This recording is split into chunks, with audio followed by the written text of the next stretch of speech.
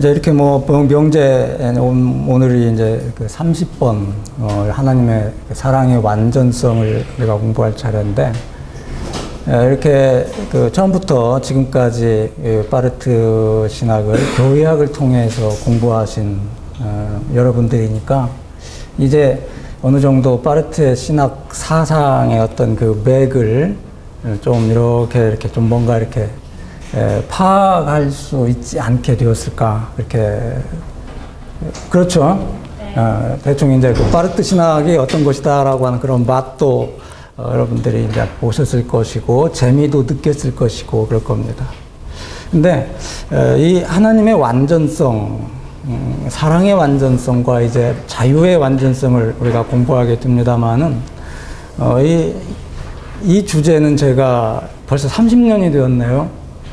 그 1984년에 제 석사학위 논문 제목이었습니다. 하나님의 현실성을 제가 잡고 논문을 썼었는데, 그때 제 스승이셨던 박봉랑 박사님께서 그런 말씀을 하시더라고요. 제가 이 주제를 잡고 논문을 쓰겠습니다 하니까, 어려운데 어떻게 그걸 읽어낼 수 있냐고 그래서, 아니요, 저 쉽게 읽었어요 그랬습니다. 사실 쉽게 읽었습니다. 그랬더니 우리 박봉랑 교수님께서 눈이 그냥 동그래지시면서 그래요? 뭐 한번 써보시라고 그러더라고요. 그럼 저 정말 쉽게 썼어요. 그리고 이제 30년이 딱 지났습니다. 이 주제가 이제 저에게 이제 주어져서 제가 30년 전에 제가 어떻게 논문을 썼는지 하고 읽어봤어요. 그랬더니 영 알기 어렵더라고요.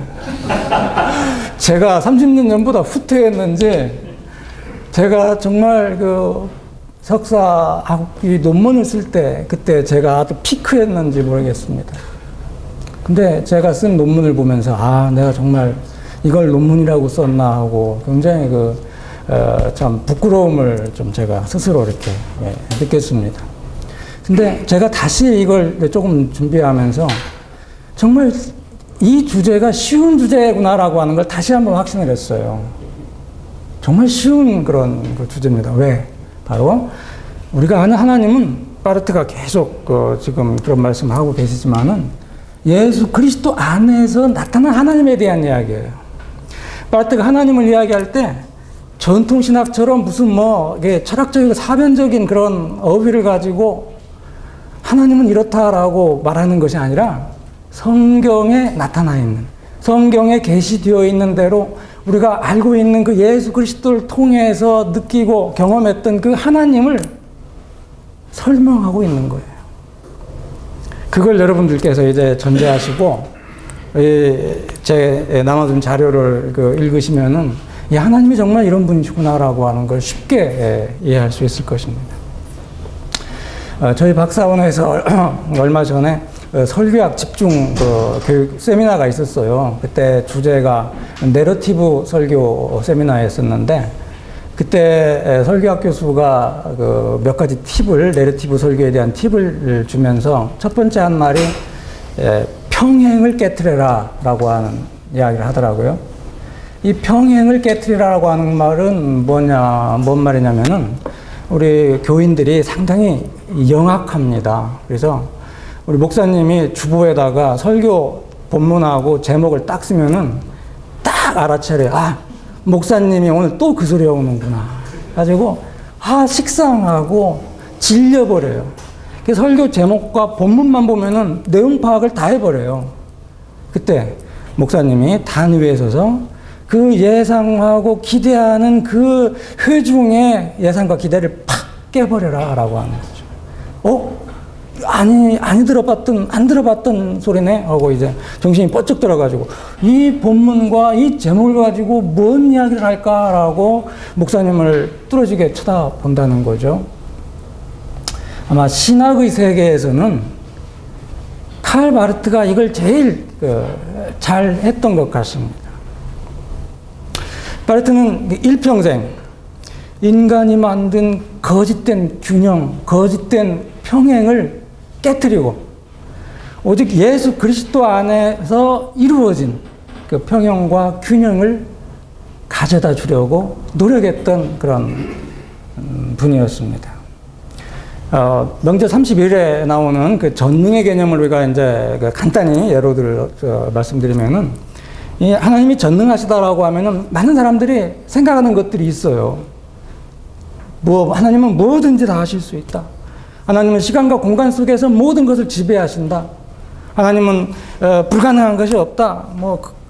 그에게는 한계가 없다. 이런 것들을 다 생각하고 뻔한 이야기 그렇게 이야기를 합니다.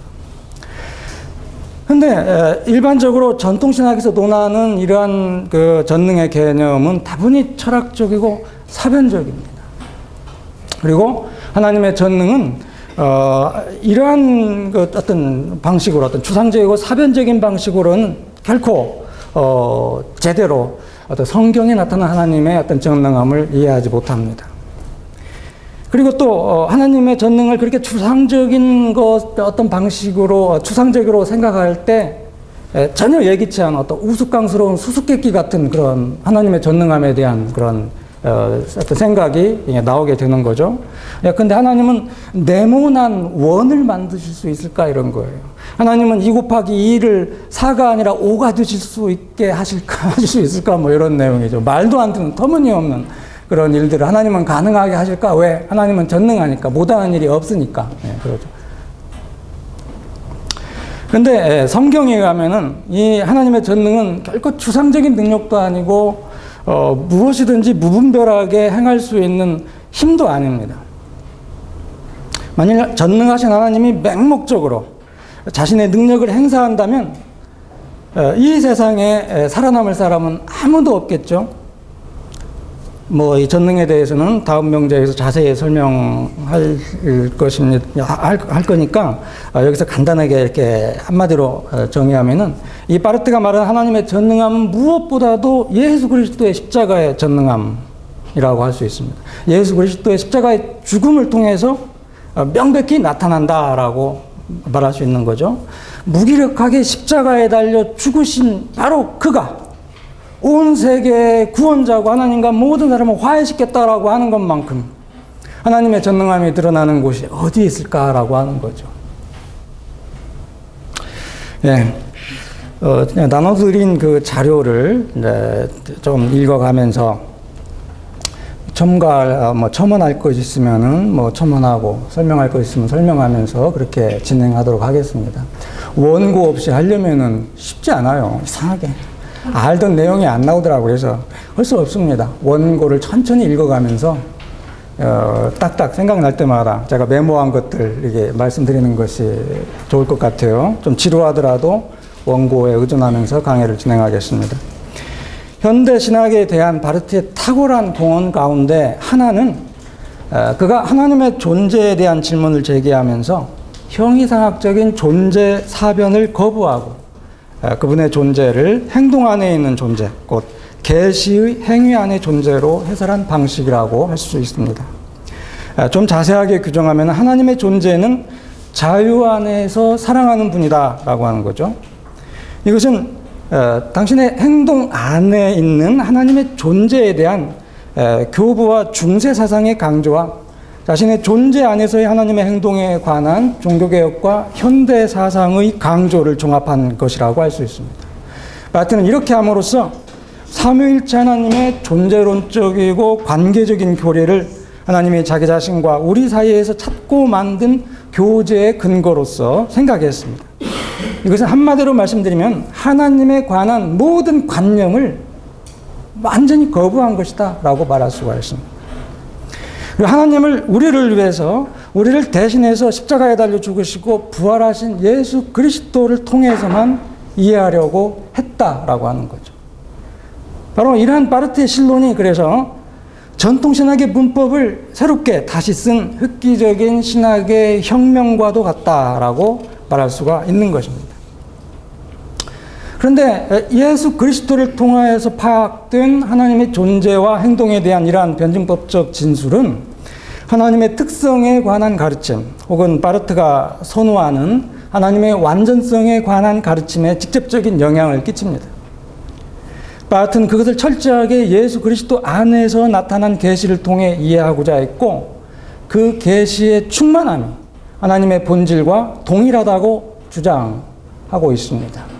하나님의 완전성에 관한 명제 29에서 이 부분에 대한 해설을 들었을 겁니다. 바로 이러한 이유에서 바르트는 하나님의 본질에 관한 설명에서 속성 개념보다는 완전성의 개념을 택합니다.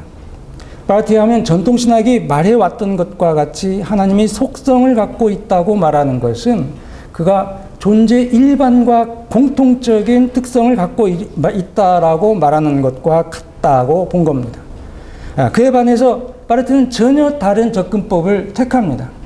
예컨대 바르트에 의하면은 성경에 하나님이 손을 갖고 있고 하나님이 눈이 있다라고 하는 그런 이야기를 성경에서 읽을 수 있는데요. 이걸 흔히 사람들이 그렇게 생각을 합니다. 뭐 신인 동형 동성론적인 그런 어떤 하나님에 대한 어떤 투사를 해서 그런지 몰라도 하나님이 우리와 같은 손과 눈이 있는 거 아닌가? 성경이 그걸 말하는 것이 아닌가? 이제 그렇게 생각을 하는데 바르트는 전혀 그게 아니다라고 하는 거죠. 하나님이 가지고 계신 눈이 진정한 눈이고 하나님이 가지고 계신 손이 진정한 손이고 일차적인 손이고 1차적인 눈이라고 하는 거죠. 그에 반해서 우리가 갖고 있는 눈, 이 손 이런 것들은 부차적이고 2차적인 거에 지나지 않는다라고 하는 겁니다. 이런 식으로 바르트는 하나님은 그의 완전성들과 동일하다라고 말한 것이고 완전성을 속성의 대치 개념으로 사용한 겁니다. 이 하나님의 완전성은 명제 30에서 우선 하나님의 사랑의 완전성의 범주 아래서 제시되고 있고요. 그리고 이어서 하나님의 자유의 완전성이 명제 31에서 다루어집니다. 그리고 이 배열 내에서 완전성은 서로 짝을 이루고 있습니다. 하나의 짝은 하나님의 사랑을 보다 더 강조하는 짝입니다. 배타적이 아닙니다. 보다 더 강조한다는 거죠. 다른 하나는 유사하게 하나님의 자유를 강조하고 있습니다. 은혜와 거룩, 자비와 의, 인내와 지혜가 하나님의 사랑의 완전성들로서 그렇고 통일성과 편재, 항구성과 전능, 영원과 영광은 하나님의 자유의 완전성들로 그렇습니다. 은혜와 거룩과 함께 시작함으로써 바르트는 하나님의 사랑이 하나님의 자유에 선행하지만 또한 그것을 포함한다는 그의 원칙을 진술합니다. 그래서 은혜, 자비, 그리고 인내로서의 사랑은 각각 거룩, 의, 그리고 지혜로서의 자유를 포옹합니다. 먼저 은혜와 거룩입니다. 바르트에 의하면 은혜는 성서적인 의미에서 하나님의 내적 존재이고 행동이다 이렇게 말합니다. 흔히 은혜라고 하는 것을 우리 일반 신자들이 엄청나게 오해를 하고 있어요. 은혜 받았다, 뜨거워지고 뭐 이런 어떤 그런 감정 뭐 이런 식으로 생각을 하는데 성경을 따라서 칼 바르트는 분명하게 은혜는 하나님 자신의 내적 존재고 행동이다 이렇게 이야기합니다. 은혜는 단순히 은사만이 아니고 하나님이 주실 수 있는 은사만이 아니고 그분에게 적합하고 또 적합하지 않을 수 있는 하나님의 속성만도 아니다. 은혜는 하나님 자신이 바로 은혜다. 은혜는 하나님 자신이다. 하나님 자신이 은혜다라고 하는 거죠.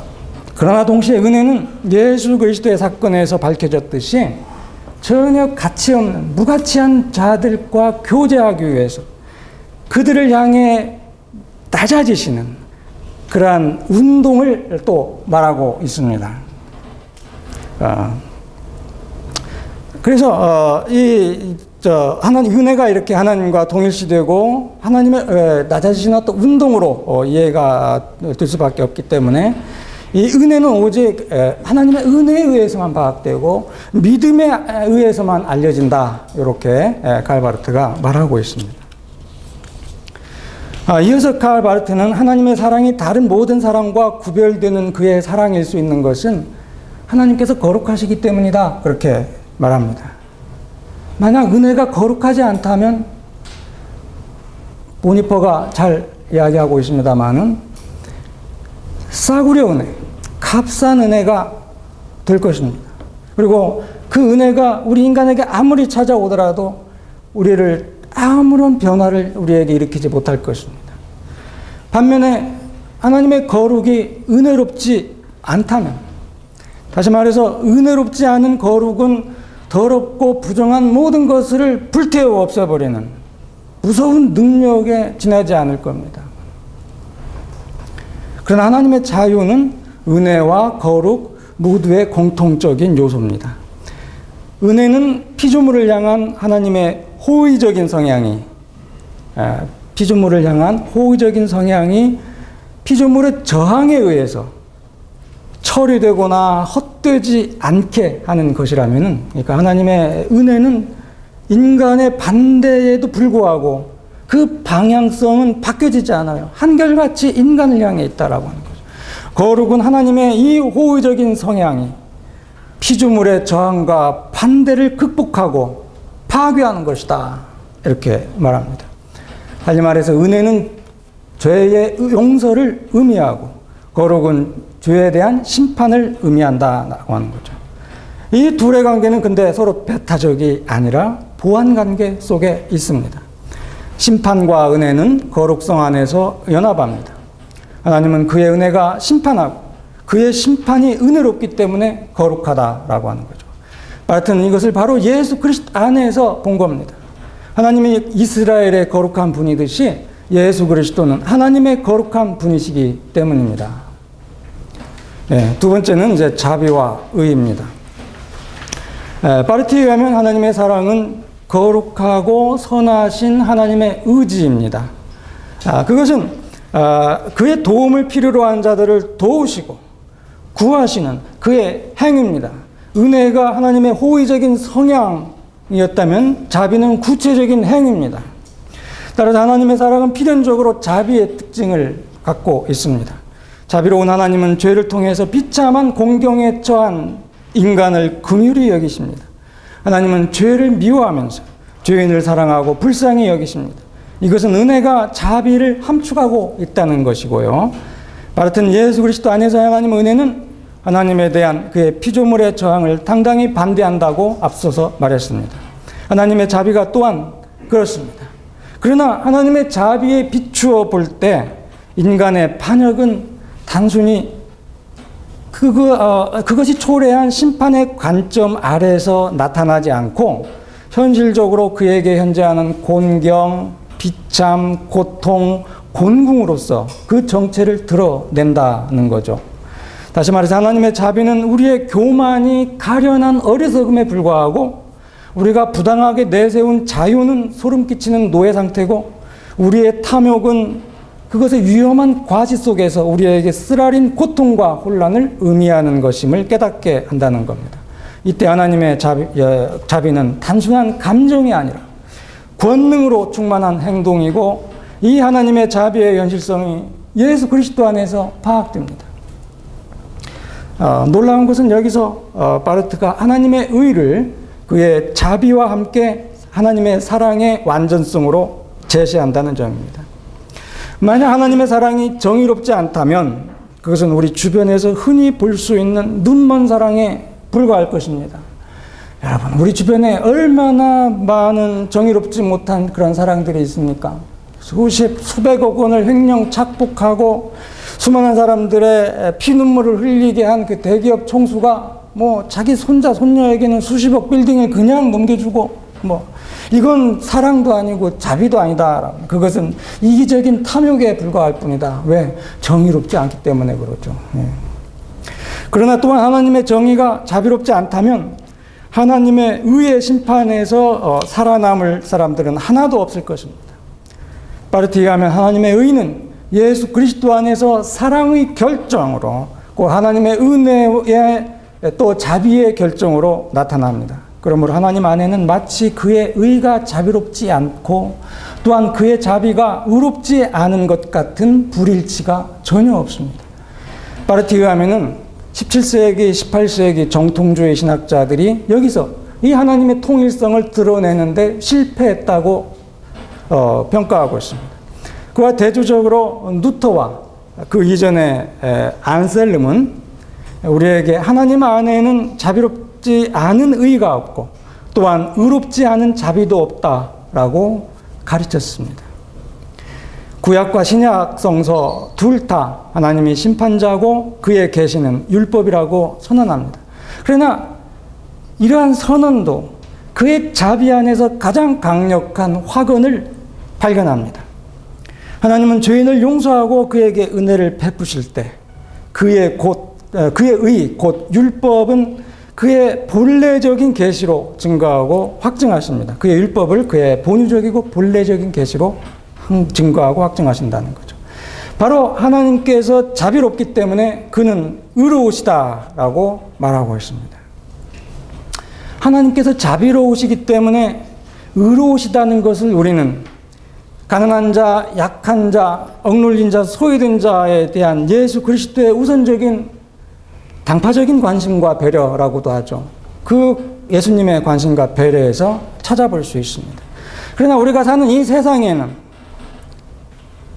정말 요즘 문제가 되는 수많은 그 마피아들, 해피아, 관피아, 전관예우 마피아들, 정말 자기 자신과 가족과 친지 어떤 연줄이 있는 자들에게는 한없이 관대하고 연줄이 없는 자에게는 한없이 냉혹한 그런 그 사람들을 우리가 지금 흔하게 지금 매스컴을 통해서 볼 수 있지 않습니까?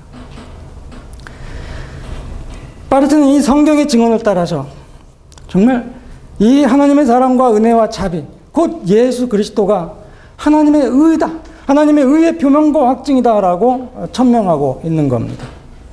따라서 하나님의 의에 대한 믿음은 우리 자신의 의가 아니라 하나님의 의를 위한 선택과 결정을 내포하고, 그래서 믿음이 단번에 그리고 동시에 모든 유료의 원천이고 인간에 대한 하나님의 가장 열정적인 요구를 요약하는 것이다라고 말합니다. 궁핍한 자들은 그래서 하나님을 구할 수밖에 없습니다. 하나님의 의를 찾을 수밖에 없습니다. 왜? 세상의 권력, 권세는 전혀 관심을 갖지 않으니까. 이 궁핍하고 공경에 처한 자들은 그래서 하나님의 의를 애타게 구할 수밖에 없는 것입니다. 그것이 그들에게는 자비이기 때문에 그렇습니다. 바르트는 하나님의 의, 곧 하나님께서 자기 자신에게 신실하신 행동은 단지 가난한 자, 불쌍한 자, 그리고 도움받을 길이 없는 그러한 인간들만을 위한 도움과 구속으로서, 그리고 구원하는 신적인 관여로서 나타난다고 주장합니다. 그런데 바르트에 의하면은 이 하나님의 의는 현실적으로 제가 계속 말씀드리지만은 예수 그리스도 안에서 인식되기 때문에 배분적인 의로 이해합니다. 이 배분적인 의라고 하는 것은 뭐냐면 여기 설명하고 있는 대로 하나님의 의라고 하는 것은 심판하고, 심판하면서 어떤 사람은 무죄 선고하고 어떤 자는 유죄 판결하고 어떤 자는 상을 주고 어떤 자는 징벌하는 그 의를 말하는 겁니다. 그러나 그것이 어떤 식으로든지 정의와 심판으로서의 그것의 성격을 상실하지 않고 자비로서 파악되고 추구될 수 있는 것은 바로 예수 그리스도 안에서 사랑과 은혜와 자비가 우리를 하나님의 진노와 심판과 징벌의 행위로서 만나기 때문이다. 은혜롭고 자비로운 예수 그리스도가 우리의 심판자다라고 하는 거죠. 바르트는 여기서 화이론을 예상하면서 화이론의 정말 지금까지와 좀 전혀 다른 그 팔 바르트를 만나게 이제 될 것입니다만, 이 화이론을 예상하면서 바르트가 이렇게 좀 상당히 길게 이야기를 하고 있습니다만은 간단하게 요약하면 이겁니다. 하나님의 사랑이 하나님의 의로 파악되고 또 하나님의 의가 한결같은 하나님의 사랑으로 인식될 수 있는 것은 바로 우리를 위해 일어난 예수 그리스도의 화해 사건을 토대로 하기 때문이다 라고 하는 거죠. 자, 세 번째, 인내와 지혜입니다.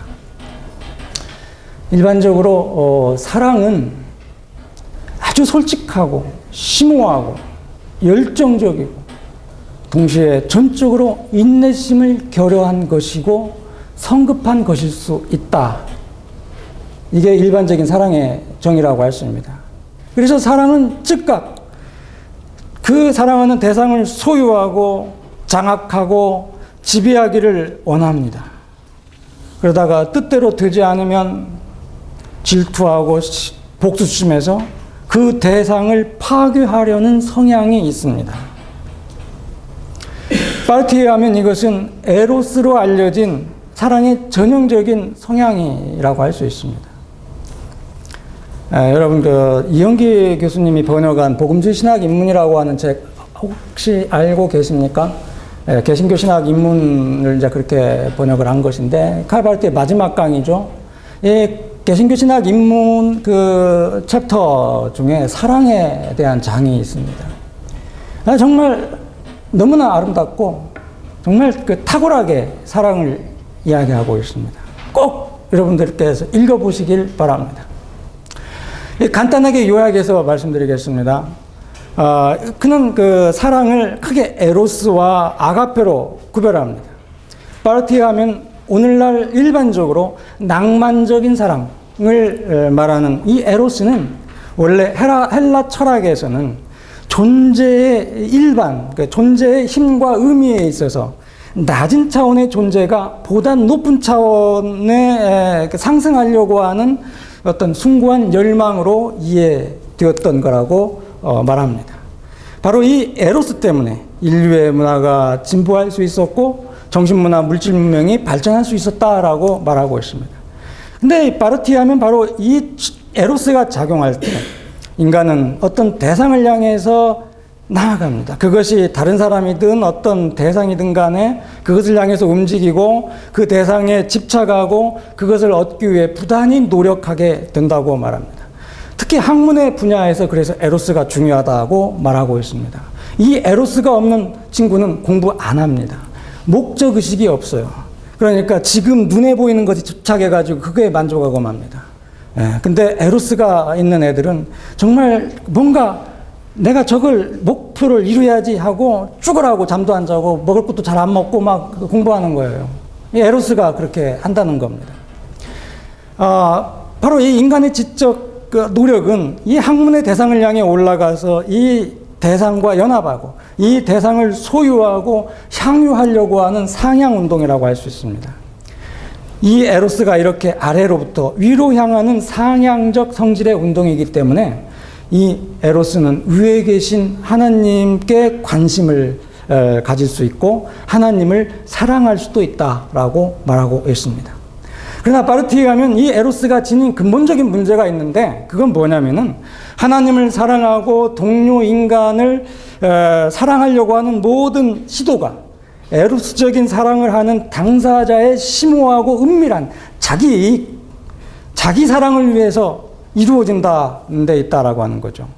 하나님을 사랑하기는 아는데 진짜 하나님께 온전히 영광 돌리고 하나님을 찬양하고 하나님의 영광을 드러내고 하나님의 나라와 의가 이루어지도록 자기 자신을 하나님께 바치는 것이 아니라 자기 자신의 유익을 위해서 하나님을 사랑한다라고 하는 거죠. 이것은 또 동료 인간에 대해서도 마찬가지입니다. 다른 사람을 사랑하기는 아는데 그 사람을 위해서 자기 자신을 내어주는 것이 아니라 그와 반대로 자기 자신을 위해서 그 사람을 이용한다라고 하는 거죠. 그래서 하나님을 사랑하는 사람은 많은데 하나님을 사랑하는 사람들끼리 서로 적대시하고 미워하고 서로 죽이는 전쟁까지도 서슴지 않은 거고 그렇게 사랑했던 연인들이 어느 한순간 서로 미워하고 헤어지는 일이 숱하게 일어난다라고 하는 겁니다. 정말 우리는 사랑하기 때문에 사랑하는 대상을 자유롭게 해주는 것이 아니라 오히려 소유하고 구속하고 지배하려고 합니다. 사랑하기 때문에 나의 사랑을 받는 사람이 나의 생각과 생활 방식에 일치하기를 원합니다. 내가 그를 사랑하기 때문에 그는 나와 같아야 한다. 그렇지 않습니까, 여러분? 나의 생각과 바람을 존중하고 따라주기를 원합니다. 에로스적 사랑은 이렇게 상대방을 장악하고 지배하고 결국 깊은 상처를 남기게 된다는 거죠. 우리는 자녀를 사랑하기 때문에 자녀들이 나와 같았으면 좋겠다고 생각을 해요. 그래서 자녀들이 부모를 존중했으면 하는 그런 바람이 있습니다. 그래서 자녀들에게 나의 생각을, 소망을 강요하기가 쉽습니다. 자녀들의 소질과 재능을 키워주어서 그들이 하고 싶은 대로 마음껏 하도록 내버려 두는 것이 아니라 부모의 생각과 어떤 기준과 틀에 맞춰서 그들을 가르치려고 하는 거죠. 부모가 이루지 못한 것을 이 자녀를 통해서 성취해 보려고도 합니다. 이것은 바로 에로스적인 사랑의 힘 때문에 그렇다는 거예요. 그러나 예수 그리스도의 십자가에서 드러난 이 놀라운 희생적인 사랑을 경험한 초대 기독교인들은 헬라 철학자들이 좀처럼 사용하지 않던 아가페라는 헬라 단어를 택하여 예수 그리스도의 사랑, 헌신적이고 희생적인 사랑을 말하려고 했습니다. 그런데 이 예수 그리스도의 안에서 드러난 하나님의 은혜롭고 자비로운 사랑은 그 자체가 매우 참을성이 있는 사랑으로 나타난다라고 하는 거예요. 이 하나님의 사랑은 어떤 신비스러운 대상을 찾는 사랑이 아니라 사랑받을 만한 자격이나 가치가 없는 대상조차도 사랑스럽게 만드는 사랑이라 이렇게 말하고 있습니다. 이 아가페 사랑이 바로 하나님의 사랑을 반영하는 십자가에 달리신 예수 그리스도에게서 인식된다라고 말하고 있습니다. 그래서 이 하나님의 인내는 하나님의 사랑의 특별한 표명이라고 바르트가 이야기하고 있습니다. 그것은 이 인내를 통해서 피조물이 자신의 실체를 시간과 공간 속에서 확립시킬 수 있게 되기 때문이다라고 하는 거예요. 그러므로 하나님의 인내는 하나님께서 그의 은혜와 자비 때문에 타자에게 그의 삶을 위한 시간과 공간을 허락해 주셔서 이 타자를 없애거나 파괴하지 않고 동반하고 지지하며 그냥 내버려 두신다라고 하는 거죠. 누가복음 15장에 나오는 그 집 나간 아들을 돌아오길 기다리는 그 아버지를 우리가 한번 생각해 보세요. 끝없이 기다리지 않습니까? 예, 그걸 이야기합니다. 바르트에 의하면 하나님의 인내는 예수 그리스도 안에서 그 빛을 발합니다. 아들 안에서 우리를 위해 고통당하시는 그는 우리의 현실을 갑자기 끝장내는 대신에 받아들이고 변화시키고 새롭게 하십니다. 하나님의 말씀인 예수 그리스도는 만물을 지속시키는 능력입니다. 그러므로 하나님의 인내의 빛에서 보면 이스라엘에 관해 행사하신 하나님의 모든 가혹한 심판과 처벌도 이제 그가 자신의 피조물을 보존하려고 하신 것이지 파괴하려고 하신 것이 아니다라고 말할 수 있습니다. 이 모든 심판과 처벌은 단지 시간적이고 표적적인 특징을 가질 뿐이다라고 말하고 있습니다. 하나님은 그 말씀의 능력에 의해 광야에서 40년간 이스라엘의 소행을 참으셨다라고 하지 않습니까? 알지 못하던 시대는 허물지 않으셨다라고 사도행전 17장 30절에서 말씀하고 있고 전에 지은 죄를 용서하실 수 있었다. 로마서 3장 25절에서 말씀하고 계십니다. 이렇게 하나님은 말씀으로 그의 인내를 행사하십니다. 그 말씀은 피조물을 위한 하나님의 시간과 공간의 양보 안에서 그리고 그 이면에 있는 그의 논리와 의미, 의도와 목적을 선언합니다. 하나님이 말씀으로 세상을 창조하셨다. 하나님이 말씀으로 세상을 지탱하고 지속시킨다. 이럴 때 우리가 그 하나님의 말씀은 여기서 지금 이야기한 대로 분명한 논리와 의미와 목적이 있는 아주 이성적이고 합리적인 그런 어떤 그 말씀, 노고스를 우리가 생각할 수 있습니다. 이와 같이 하나님의 말씀은 지혜와 함께 우리를 만납니다. 그의 지혜는 변덕스럽고 흥풀을 부리면서 불합리하고 역설적으로 행동하지 않습니다. 그러므로 지혜는 하나님의 자기 정당성의 진리와 명료함이며 분명하고 참된 모든 것의 표준입니다. 어제는 이렇고 내일은 저러지 않다라고 하는 거죠. 자유의 완전성에서 하나님의 항구성을 우리가 이제 공부하게 될 터인데 그때 이제 하나님의 신실하심, 어제와 오늘과 내일이 한결같듯이 하나님에 대해서 배우게 될 겁니다. 바로 지혜가 또 여기에서 그렇게 설명이 되고 있습니다. 하나님의 자기 일관성이다. 그의 인내에 의미를 준다. 이같이 세 개의 의미가 된다라고 하는 거죠. 그런데 하나님은 결코 그의 인내에 노예가 되지 않는다라고 하는 거예요. 만약 인내가 지혜롭지 않다면 인내는 한없이 지루하고 지겨울 것이다. 이렇게 생각할 수 있습니다. 또 반면에 인내가 한없이 지루하고 지겨울 것이고 인간에게 방종과 나태를 낳게 할 것이다 라고 하는 거예요. 반면에 참을성이 없는 지혜는 죄된 인간에게는 심판과 파멸을 의미할 것이다. 이렇게 설명할 수 있습니다. 그러나 하나님을 오래 참게 하는 것은 그의 거룩하고 의로우며 은혜롭고 자비로운 의미, 곧 우리에게 이 의미를 펼치고 우리를 회개로 이끌고 그러므로 우리의 삶을 의미 있게 만들려는 그의 의지입니다. 그의 인내 배후에 있는 이 의미가 그의 지혜입니다. 그리고 그것은 그의 존재와 사역의 지혜이며 피조된 세계와 인간의 삶의 철학입니다. 바르트는 성서가 하나님의 지혜와 예수 그리스도의 동일성을 가르친다라고 한 사실을 말하면서 구약 성경과 신약 성경의 일치된 증거를 따라서 우선 솔로몬의 지혜를 말하고 이어서 예수 그리스도의 지혜에 대한 상세한 연구로 이 사랑의 완전성을 마무리 짓습니다. 예, 강의는 이걸로 여기까지 하겠습니다. 예, 감사합니다. 예, 제가 첫 학기 강의를 할 때 30분 강의하고 토론했던 그런 기억이 있어서 뭐 오늘 또 그렇게 준비를 했는데 유행이 바뀐 모양이에요, 벌써. 뭐 강의를 1시간 넘게 교수님들이 강의를 하신 것 같습니다. 예. 저는 이 이제 우리 하나님의 그 사랑의 완전성들이 부피가 상당히 돼요. 한 100여 페이지 가깝게 이렇게 상당히 그 부피를 많이 차지하고 있는데, 그 바르트가 말하려고 하는 그 요지를 너무 짧게 압축한 그런, 좀 압축했다는 그런 생각이 듭니다. 그래서 여러분들이 좀 자세하게 이제 이해하려면은 번역된 책이 있으니까 제 강의하고 이 요약본을 참조해서 번역본을 읽으시면 될 것 같고요. 제 강의한 내용에 이제 좀 질문거리가 있으시면은 질문하시고 토론하는 그런 시간을 가졌으면 좋겠습니다.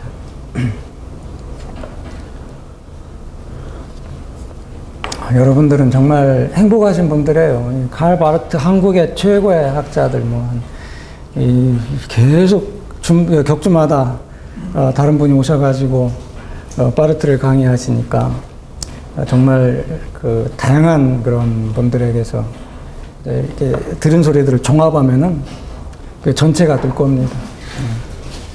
이분은 이걸 좀 강조하기도 하고 다른 분은 또 다른 소리를 하기도 하고 그럴 수도 있겠지만은 전체적으로 그 맥은 통하지 않겠어요? 네.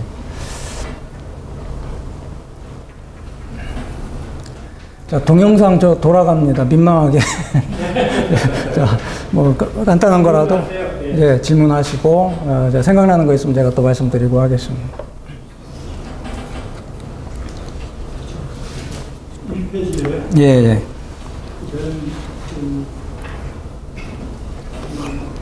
자신의 행동 안에 있는 하나님의 존재에 관한 도구와 중세 사상의 강조와 거기까지 얘기했는데 자신의 존재 안에서의 하나님의 행동에 관한 종교개혁과 현대 사상의 강조 이 부분을 좀 설명 좀 해주세요. 예.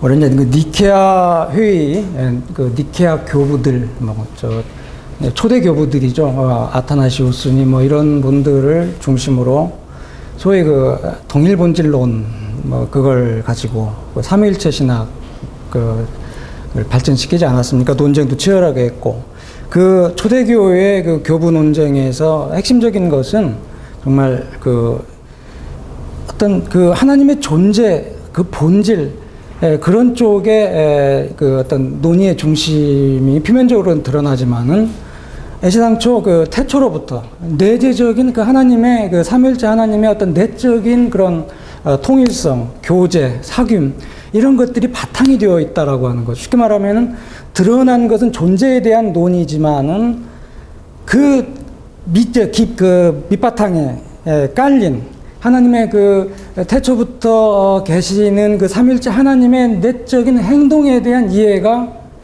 밑바닥에 있었다라고 하는 것이고, 반면에 16세기 종교개혁자들에게 있어서 가장 그 중요한 어떤 화두, 핵심적인 그런 문제는 바로 이제 행동에 대한 부분이죠. 하나님의 은혜로 거저 의롭게 되었다는 루터의 주장을 통해서 보면은 정말 하나님이 우리를 어떻게 찾아와서 우리가 여기에서 좀 살펴본 대로 하나님의 은혜를 통해서 바르트가 설명하려고 했던 것처럼 정말 하나님이신 바로 그분이 인카네이트하고 성육신하시고 우리 가운데 오시고 우리를 위해서 사시다가 죽으시고 부활하시고 그로 말미암아 우리가 하나님과 화해하고 죄에서 용서받고 구원받게 되었다라고 하는 하나님께서 하신 행동을 말하고 있습니다. 그러나 이 존재에 대한 논의를 완전히 집어던지고 하나님의 행동에 대한 것만 이야기하는 것이 아니라 삼위일체 하나님의 어떤 그 존재에 대한 그 토대 위에서 삼위일체 하나님의 어떤 그 아들이신 그 성부 그 하나님이 보냄을 받아서 우리 가운데 오시고 죽으시고 뭐 그 모든 그 삼위일체 하나님의 관계성 속에서 어떤 그런 부분들을 종교개혁 신학자들이 강조했다는 그런 이야기예요. 예. 근데 이제 카를 바르트는 이 교부 신학과 종교개혁 신학을 종합해서 어떤 그 아우르는 그런 신학을 해낸 거죠. 그래서 카를 바르트가 뭐 캐톨릭이나 뭐 동방 종교이나 뭐 그 개신교나 뭐 할 것 없이 어떤 에큐메니칼적인 그런 그 신학을 일평생 지향했다고 할 수 있는 겁니다. 교부 신학, 뭐 종교개혁자들 그를 통해서 성경을 이해하려고 했으니까. 예, 그렇죠.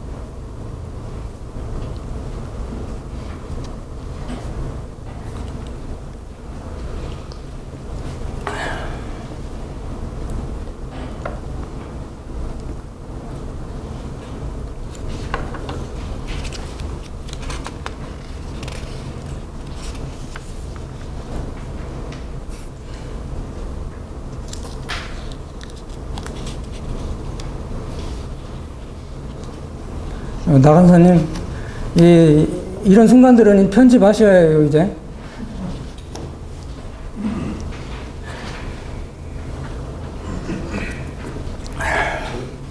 예. 색쪽에 보면요, 자비하고 의의 관계에 대해서 이렇게 설명이 이렇게 되어 있는데, 우리가 일반적으로 생각할 때는 자비의 의의가 어떻게 나타날 수 있는가, 그런 의문이 들 수 있거든요. 물론 예수 그리스도 안에는 자비의 의의가 이제 한꺼번에 하나님의 자비와 하나님의 의의가 십자가에 나타났다, 이거는 이해가 되는데, 실제로 교회라든가 이제 삶의 현장에서 사랑과 의의, 자비와 의의가 구체적으로 어떻게 나타날 수 있고, 예를 들어서 이제 교회에서 권징이라는 그 교회 표지에 이제 권징이 있었는데 지금은 권징이 거의 사라져 있다고 볼 수 있거든요. 잘못했을 때 그것을 하나 용서하신 하나님이다라는 측면에서 접근하게 되면 권징을 이제 할 수 없게 되고, 또 권징을 받는 입장도 거부하게 되고, 이런 현상이 있는데, 그걸 어떻게 목회 현장에서 자비와 의의를 실천할 수 있는지 그렇겠죠. 네, 정말 이 개혁교회 교회의 표지 중에 아주 중요한 그런 표지가 권징이죠. 훈련입니다. 교인들의 훈련인데, 안타깝게도 현대 교회가 그 권징을 잃어버렸죠. 권징했다 하면은 뭐 나가버리니까, 그냥 뭐 다른 교회 가버리니까, 뭐 정말 저 어렸을 때만 하더라도, 우리 목사님 여기 계신 분 다 이제 60년대, 70년대까지만 하더라도 권징이 교회에서 행해졌던 것 같습니다. 수찬 정지도 있었고, 교인들 앞에서 광고 시간에 아무개 집사를 이야기하면서 수찬 세례 성례에 참여할 수 없습니다. 그걸 위해서 당회에서 불러다가 꾸짖기도 하고 훈계도 하고 권면도 하고 여러 어떤 그런 권징의 그 절차를 다 갖고 있었습니다만 안타깝게 되었습니다. 오늘날 교회가 이 세상 사람들로부터 손가락질 당하는 가장 큰 이유가 이 교회가 권징을 잃어버리려는 그런 이유도 하나가 있지 않을까 이렇게 생각을 합니다. 자, 근데 질문하신 우리 목사님이시죠? 예. 자비 속에서 어떻게 의의를 구현해낼 수 있을까라고 하는 그런 질문을 하셨는데, 제가 이제 아까 강의 시간에도 이제 그걸 말씀드렸습니다. 자비로우시기 때문에 의로우시다라고 하는 그 이야기인데요. 일반적으로 자비롭다라고 하는 말은 의와 그 어떤 상극적인 어떤 그런 개념이라고 할까요? 자비하면 끝없이 자비한 것이면 뭐 자비한 것에 불과한 거고, 의는 철저하게 옳고 그른 것을 판가름하는 건데 어떻게 자비와 의가 하나 될 수 있는가라고 하는 거죠. 지금 다른 이야기입니다만은 지금 은혜와 거룩도 마찬가지고 사랑과 정의도 다 마찬가지입니다. 지금 여기에서 사랑의 완전성으로 지금 바르트가 이야기하려고 하는 것들이 다 지금 어쩔 수 없이 인간의 어떤 그 말과 어휘와 표현의 한계 때문에 하나씩 따로따로 이야기를 하게 되고, 제가 이제 필요에 따라서 그때마다 자비롭지 않은 의, 의롭지 않은 자비 없다 뭐 거룩한 은혜로운 거룩, 뭐 이런 식으로 이제 통합하려고 하는 그런 그 용어도 제가 썼습니다만은 우리가 볼 때 이렇게 서로 모순되는 것 같은 것이 하나님이고 인간이신 예수 그리스도 안에서는 하나이다라고 하는 거예요. 그러니까 자비로우시기 때문에 의로우시다라고 하는 것을 우리 세상적인 그런 기준과 잣대를 가지고는 이게 설명이 안 됩니다. 오로지 예수 그리스도를 바라볼 때만 자비로우시기 때문에 정말 의로우실 수가 있다라고 하는 말을 우리가 할 수 있게 되는 거예요. 제가 그 이야기를 하면서 제가 이 세상에 어떤 그 지금 주변에서 숱하게 벌어지는 아주 부패, 이 엄청난 지금 이 사회 문제를 일으키고 있는 우리 주변의 마피아들에 대해서 제가 이제 이야기를 했었는데, 이 마피아들이라고 하는 사람들, 연줄, 뭐 정말 동아리, 우리가 남이가 뭐 이걸로 지금 모든 것이 해결되는 지금 이 세상을 우리가 살아가고 있는데, 이렇게 통하는 사람들끼리는 모든 것이 너무나 막 관대하고 모든 것이 다 아량으로 받아들여져요. 그래, 그럴 수 있어. 한없이 자비롭죠. 근데 다른 동아리에 있는 사람들, 우리와 다른 생각으로 있는 사람들한테는 아주 티끌만한 걸 보면서 아니다라고 강하게 이야기하고 내쳐버리는 것이 바로 우리 세상사에서 일어나는 그런 일이라고 할 수 있죠. 바로 이런 우리 현실에서 바로 자비롭기 때문에 의로우시다라고 하는 예수 그리스도를, 우리 하나님을 설명하는 이 표현은 빗나가는 것이죠. 근데 제가 이제 요즘 많이 관심을 갖고 있는 건데, 성화와 의인의 문제, 의인과 성화, 칭의와 성화의 문제도 같은 거예요.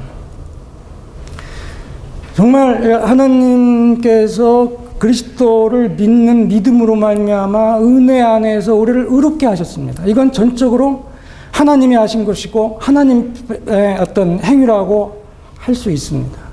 근데 일반적으로 많은 사람들이 오해하는 것이, 그럼 성화는 의롭게 된 우리가 우리의 의지대로 살아가는 것, 하나님의 말씀대로 우리가 살아가는 것, 우리의 행위에 방점을 찍고 인간의 행위에 강조점을 두고 있습니다.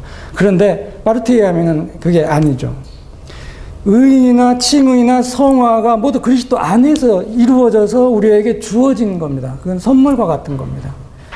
우리가 그리스도로 말미암아 의롭게 되었고, 그래서 또 깨끗하게 되고 거룩하게 되고, 이 모든 것이 성령 안에서, 예수 그리스도 안에서 성령을 통해서 우리에게 주어진 것들이죠. 바울이 그런 것들을 강조하고 있는데, 그렇기 때문에 그리스도 안에서 하나였던 그 사건, 십자가 사건과 부활 사건을 통해서 우리를 의롭게 하고 우리를 거룩하게 하셨는데, 이것이 우리에게 주어졌을 때에는 마치 정신분열 걸린 것처럼 칭의된 자로서, 성화된 자로서 갈팡질팡하는 거예요. 그러니까 이게 예수님이 하나이셨던 것처럼 우리도 의롭게 된 자가 자연스럽게 성화된 삶을 살아가야 하는데, 우리 현실에서 그게 안 돼요. 안 이루어져요. 이게 목사님들은 강단에서 정말 칭의의 복음을 선포하시겠죠. 복음을 통해서 여러분이 죄 가운데 있던 여러분이 거저 믿음으로 말미암아 죄 용서함을 받았습니다. 여러분은 의롭다는 여김을 받은 의로운 자들입니다라고 하면서 이제 이렇게 살아가십시오라고 바로 성화에 대한 그 거룩한 삶을 이야기하기 쉽습니다. 되게 그렇게 합니다.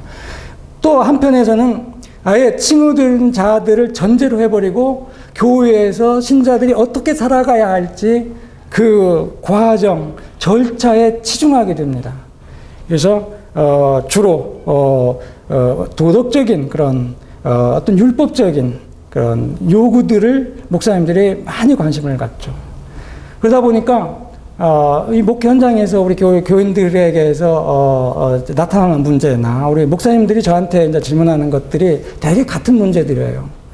자, 하나님께서 우리를 의롭게 하셨는데, 의롭게 된 것은 나의 행위가 아니고 거저 주어진 선물인데, 이제 또 어떤 율법적인 요구가 주어진 거예요. 그러니까 내가 의롭게 된 자가 정말 자연스럽고 어떤 기꺼이 자발적으로 성화된 삶을 살아가는 것이 이게 정답인데, 이게 목사님도 그렇고 신자들에게서도 이게 정말 뭔가 이렇게 무르르듯이 이게 통전되지가 않아요. 그러니까 목사님들은 강단에서 교인들에게 전적으로 죄에서 자유함, 죽음과 죄의 권세에서 자유함을 입었다라고 하는 선포하는 것을 어느 순간 이제 꺼려하게 되고 가르치고 그들을 갖다가 깨우쳐서 어떻게 하면 열심히 살게 하는데 관심이 있게 되는 거죠. 이게 잘못된 것이라고 말할 수는 없습니다. 목사님들이 당연히 그래야 하는데 의도치 않게 이 칭의의 복음을 강조하는 그런 교회들이 있기는 하지만은 대다수 우리 장로교회, 우리 개혁교회의 그 대다수 교회들은 어떻게 세상을 살아갈 수 있을까라고 하는 부분에 너무 많은 관심을 가져요. 그러니까 계속 가르치고 막 자극하고 격려하고 막 몰고 다니고 막 그럽니다. 그러니까 본의 아니게 교인들이 뭔가 이렇게 자발적인 그런 자기의 어떤 의지와 뜻에 의해서 움직이는 것이 아니라, 물론 성령에 의해서 이렇게 되겠죠. 그렇지만은 시키는 것만 하게 됩니다. 목사님 눈치만 살살 봅니다. 주일날 성수, 새벽 기도에 금요, 수요, 이렇게 계속 하지 않으면 안 되니까. 어느덧 자발성이 떨어지고, 어떻게 목사님이 나를 갖다가 혹시 어떻게 미워하지 않을까, 눈에서 멀어지지 않으려고 목사님한테 잘 보이려고 하는 행위, 그리고 혹시 교회를 내가 등한시하면 하나님한테 어떤 그런 어떤 징계를 또 받지 않을까라고 하는 그런 두려움, 이런 것들이 칭의된 자들, 죄에서 자유롭게 된 자들에게서 여전히 떠나지 않아요. 자, 그래서 저도 이런 문제를 저도 이제 안고 계속 바르트 신학을 공부하면서, 또 칼빈 신학을 제가 전공했기 때문에 칼빈을 공부하면서 이걸 어떻게 예수께서 통전적으로 하나님이며 인간이셨고 우리에게 칭의와 성화를 이렇게 일으키셨던 그런 분처럼, 예수님처럼 우리가 삶에서 어떻게 이게 자유롭게 살아갈 수 있을 것인가라고 하는 그런 부분에 관심을 갖고 성경을 읽고 바르트를 읽다가 나름대로 요즘 뭔가 이렇게 실마리를 풀어가게 된 것 같습니다. 이게 이제 지난번 칼바르트 학교에서 이제 5월 3일 날 성령의 능력 안에 있는 목회다라고 하는 주제를 제가 이제 발표하면서 그 이야기를 조금 했습니다만은, 특히 로마서 바울 서신들을 읽으니까 해답이 조금 보여요. 바울 서신에서.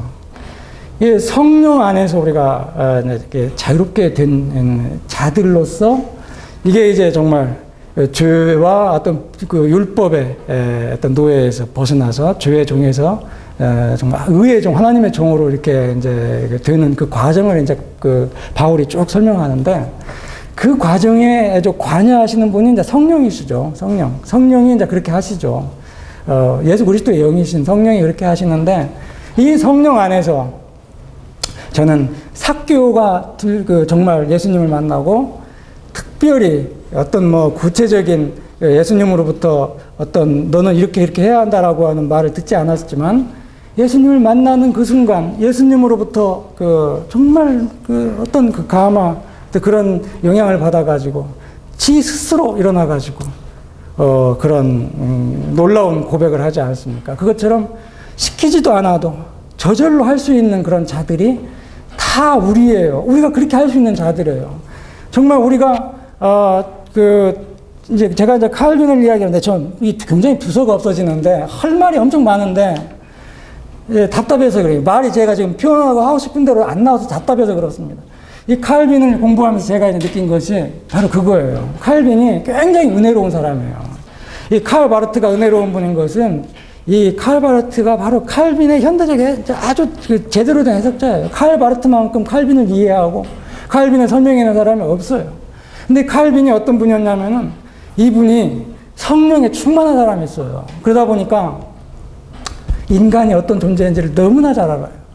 그래서 그 칼빈이 소위 성령론 제3권, 기독교의 제3권 그리스도인의 3편에서 아주 논쟁을 이제 치열하게 이제 그런 이야기를 하는데, 그리스도인의 자유편에서 그런 이야기를 많이 해요.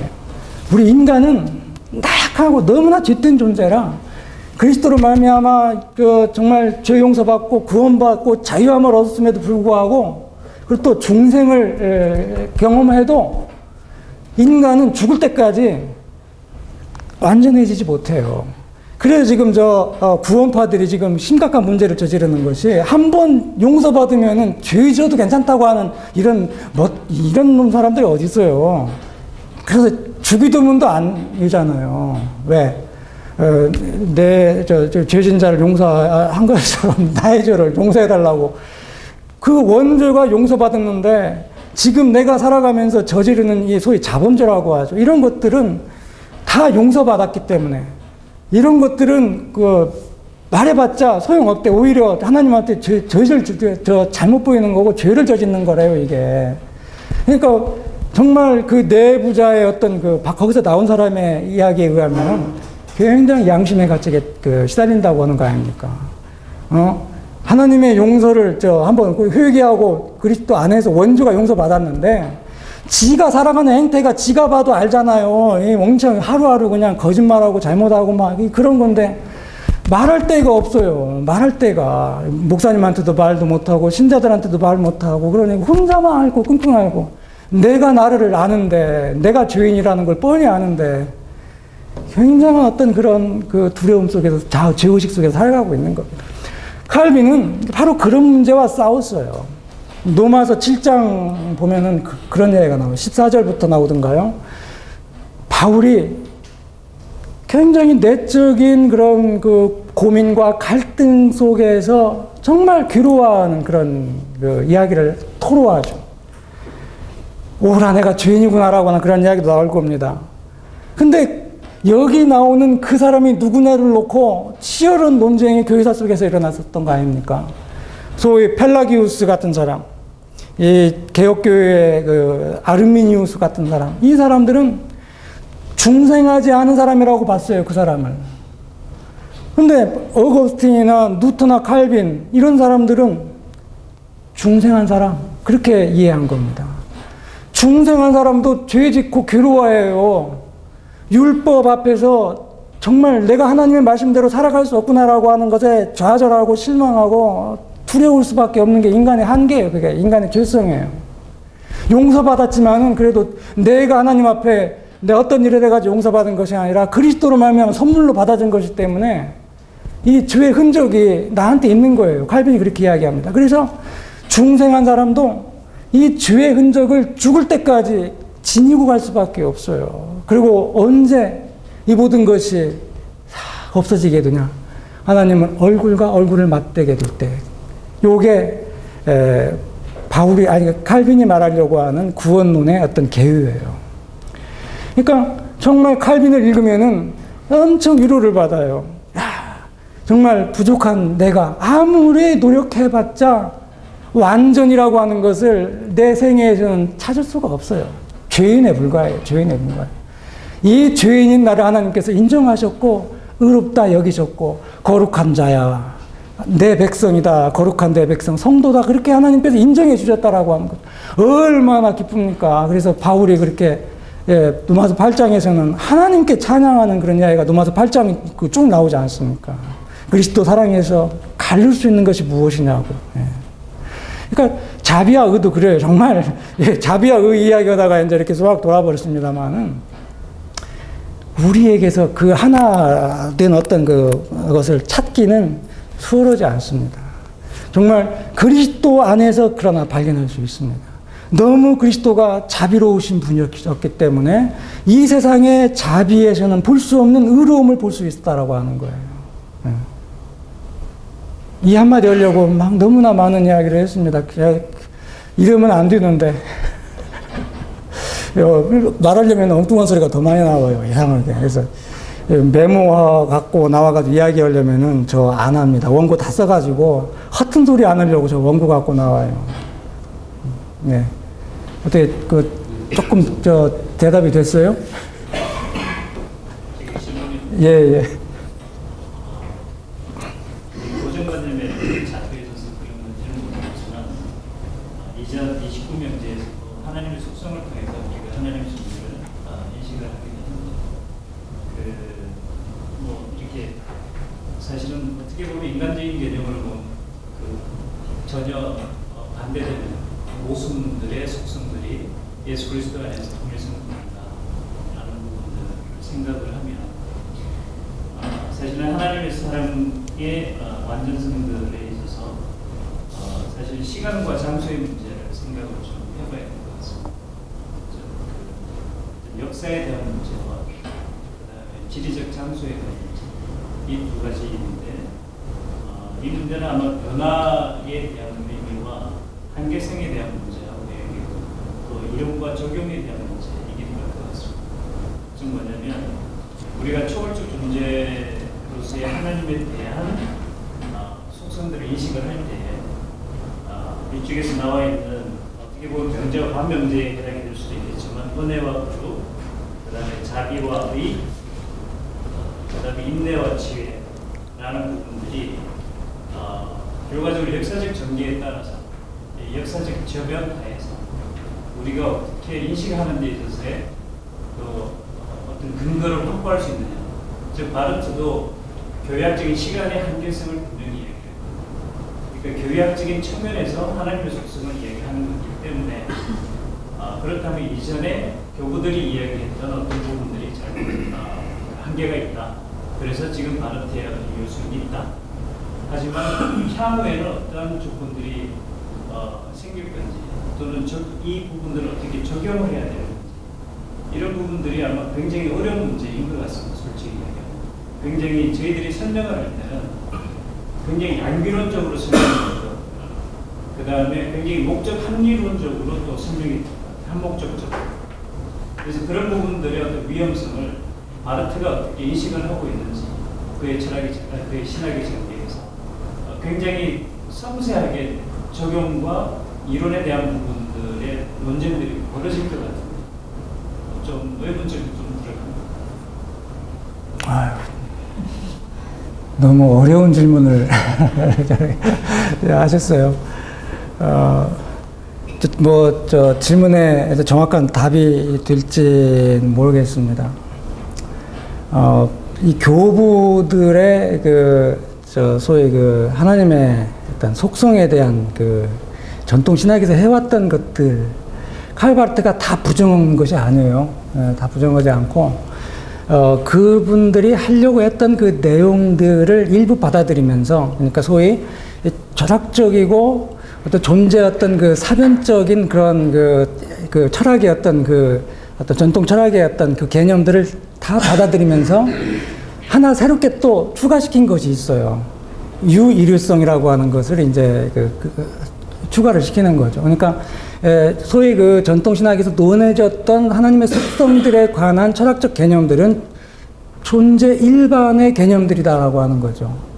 전에 있었고 또 있었고 지금 있고 또 앞으로도 있을 것들인 거죠.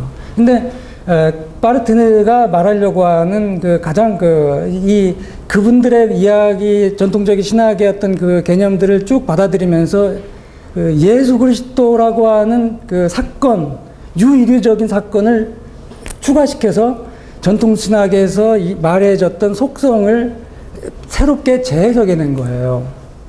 그러니까 앞으로 이제 또 다른 식으로 어떤 하나님에 대한 어떤 전 설명이 있을 수 있겠죠. 근데 칼바르트 신학의 어떤 특징, 칼바르트 신학의 어떤 한계라고도 할 수 있어요. 근데 뭐냐면은 성경의 틀과 안내를 따른다라고 하는 거죠.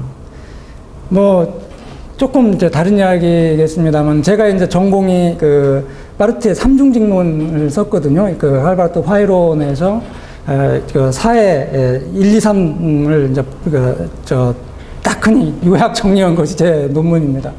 그러니까 소위 이제 예수 그리스도가 바로 세 가지 직무를 우리를 위해서 하신 것이 이제 메시아 그리스도라고 하는 말에서 드러나는데, 그래서 철저하게 바르트는 소위 성경에 나타난 왕, 제사장, 메시아, 이 전통적인 것들을 어떻게 재해석해낼 수 있는지에 대해서 관심을 가졌고, 새롭게 화이론의 체계 속에서 이 예수 그리스도의 직무를 위에서 아래로, 아래에서 위로 이런 운동성을 가지고 표현해낸 거예요. 이것이 1권, 2권, 3권이 이제 신인이신 예수 그리스도인데, 저는 이제 논문을 끝이면서 이제 저 나름대로 뭔가 획기적인 해석이다라고 하면서 부록처럼 붙인 게 있어요. 뭐냐면은 칼 바르트의 어떤 한계, 이게 이제 논문에서 이렇게 표현 안 했습니다.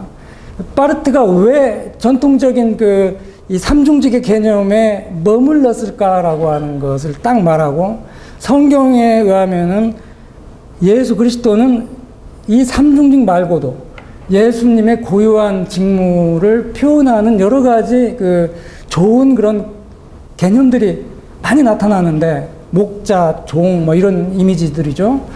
이것들을 이 삼중직만으로 설명하니까 이 풍요로운 성서의 이미지들이 이게 좀 등한시된 그런 문제가 좀 발견된다라고 하는 그런 식으로 이렇게 이야기했는데, 저는 이제 말은 그렇게 썼습니다만은 제 생각은 지금도 그래요.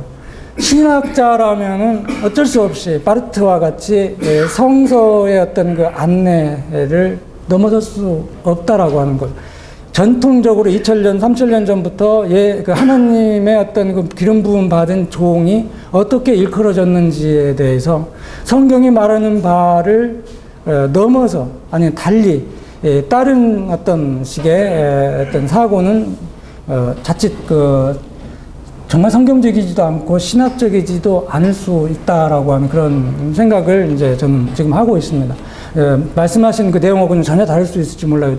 질문하신 내용을 솔직히 완전히 이해 못했어요.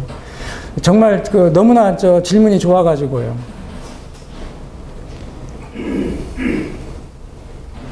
네. 이제 나왔고요.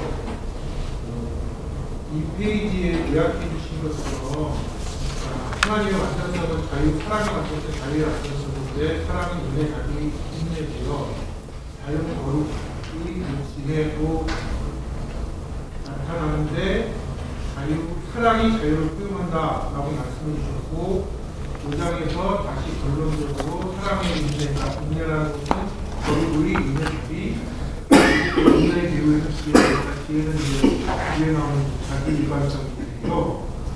결국 이게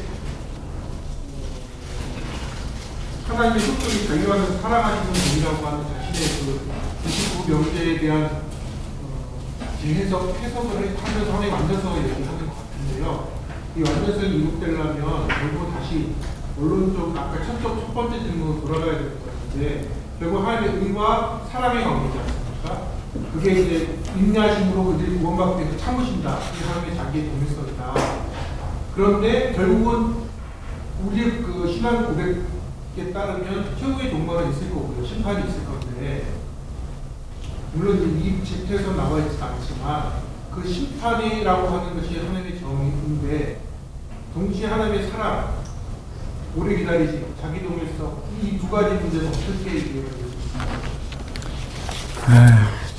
정말 이 바르트 신학을 이렇게 뭐 1년하고 2년 가깝게 하다 보니까 질문들이 다 심오하고, 정말 바르트 신학의 어떤 그 핵심을 담고 있는 그런 질문들을 하고 있는 것 같습니다. 저 화해론으로 가서 답변을 하겠습니다. 저 마지막 그 심판이, 저는 그렇게 바르트가 아주 그 이미지를 통해서 설명하고 있는 것이 너무 좋아요. 어떻게 설명하냐면은, 지금 뭐 바르트가 지금 하나님의 의도 이야기하고 사랑도 이야기하고 뭐 자비로운 의로운 자비 이렇게 설명했습니다만은, 결국 하나님은 심판하실 것이 아닌가라고 하는 거죠. 근데 이 심판이 어떻게 일어날 것인가라고 하는 거죠.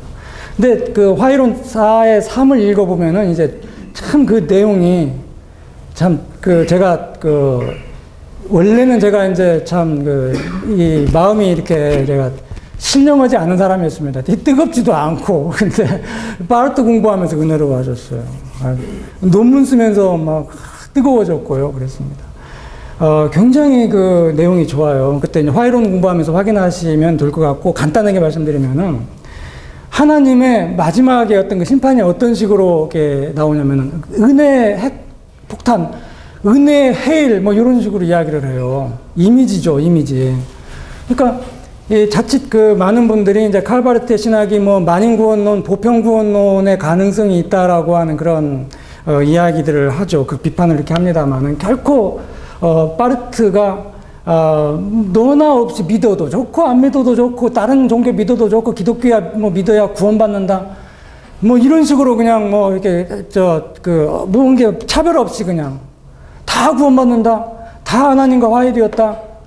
뭐 그렇죠. 다 화해는 되었지만은 소위 만인구원론, 보편구원론 같은 그런 이야기는 하지 않았어요. 다 그게 하나님에게 맡겨진 거예요. 하나님에게. 그러니까 우리가 그리스도를 통해서 알 수 있는 한 가지 사실이 있어요. 그건 뭐냐면은 2000년 전에 예수 그리스도의 골고다 언덕에서 그 십자가 사건을 통해서 모두가 하나님과 화해됐다라고 하는 사실은 객관적 사실이에요. 이건 뭐 믿지 않는 사람, 무신론자가 아무리 부정해도 아니야, 사실이야, 정말 그것이 진짜 진리야 라고 말할 수 있는 부분은 바로 그겁니다. 2000년 전 그리스도로 말미암아 하나님과 우리가 화해되었다는 사건이죠. 근데 이 화해 사건이 신자 개개인이 성령을 통해서 아멘하고 고백하고 그리스도를 나의 구주요라고 세례받고 주라 인정하는 그 사건들이 개개인에게서 구원의 사건으로 자기 것이 돼요. 주관적으로 이제 내면화가 되는 건데, 보편적으로 그게 이제 마지막에는 어떻게 일어나냐? 은혜가 그렇게 그냥 은혜가 민물처럼 해일처럼 덮친다라고 하는 거죠. 이건 그 바르트만의 이야기도 안 해요. 칼빈이 이미 그런 이야기를 했어요. 그 바르트가 칼빈의 후계자이기 때문에 그랬는지도 몰라요. 칼빈이 살았던 시대는 굉장히 뭐라고 할까, 묵시적으로 모든 것을 해석했던 시대였습니다. 최후의 심판하면은 모든 것이 깜깜했어요. 회색칠이야. 거기에 희망은 없어요. 모든 것이 하나님의 심판에 의해서 그냥 완전히 그냥 막 불바다되고 뒤집어지고 그냥 완전히 파국이 되는 그런 어두운 그런 전망을 하고 있을 때였습니다. 근데 칼빈이 뭐라고 이야기하는 줄 알아요? 칼빈의 제네바 신학문답서 그 질문과 대답을 우리 한번 읽어보세요. 심판에 대한 항목에서 어떤 이야기를 하는지 굉장히 소망적인 이야기를 합니다. 마지막 심판의 때를 우리가 소망하면서 기다릴 수 있습니까? 라고 하는 그런 비슷한 질문이에요. 정확한 거 아니에요. 비슷한 겁니다. 기억을 제가 확실히 아니까. 그러면서 대답하는 것이 뭐냐면은, 그렇게 마지막 심판을 우리는 두려워하지 않고 기다릴 수 있습니다. 왜? 예수 그리스도가 우리의 구원자이셨던 그분이 바로 그때 우리의 변호자가 되기 때문에 그렇다라고 하는 거죠. 그러니까 마지막 심판이 이 칼빈에게는 검은색과 회색이 아니에요. 장밋빛차 기독교인들, 소위 그리스도인을 그리스도를 믿는 자들에게는 아주 소망이 있어요. 소망이 있어요. 칼빈의 예정론이 바로 소망적인 겁니다. 오해를 하죠, 사람들이. 무서운 예정론, 이중 예정 이야기 하지만은 칼빈이 예정론을 통해서 하려고 했던 내용이 한 가지 분명한 것이 있어요. 그거 뭐냐면은, 하나님은 이미 에베소서 1장 4절 이하에서 말씀하고 있는 것처럼 태초에 그리스도 안에서 자신이 사랑하는 자들을 택하셨다라고 하는 그런 사실이에요. 택함 받은 자들은, 그러니까 그리스도를 믿는 자들은 이 하나님의 예정에서 떨어져 나가지를 않아요. 철저하게 그리스도를 믿는 자들을 끝까지 지키신다, 신실하게 보호하시고 구원하신다라고 하는 것이 그 성경에 나타난 그 바울의 사상이고, 에베소 1장 4절, 이 바울의 그 말씀을 칼빈이 예정론의 신학적 근거로 삼았던 겁니다. 이 예정론을 통해서 말하고자 한 것이 뭐냐면은, 그래서 우리의 구원의 여부는 지금 나에게 결정권이 있는 것이 아니라 하나님께 있다. 그리스도 나를 위해서 죽으신 바로 그분에게 나의 구원 여부의 결정권이 그에게 있다라고 하는 걸 말하는 신학적 어떤 그 표현이라고 할 수 있어요. 그게 칼빈이 말하고자 했던 핵심 그겁니다. 그러니까 마지막도 바르트가 하나님에게 여지를 남기는 거예요. 마지막 사건, 심판에 대한 이야기를 하면서 우리의 이성과 우리의 논리를 가지고 규정하지 않아요. 이렇게 될 것이다라고 지레 짐작하지 않아요. 이건 하나님의 영역이다라고, 하나님의 자유의 영역이다라고 인정하고 믿는 거죠.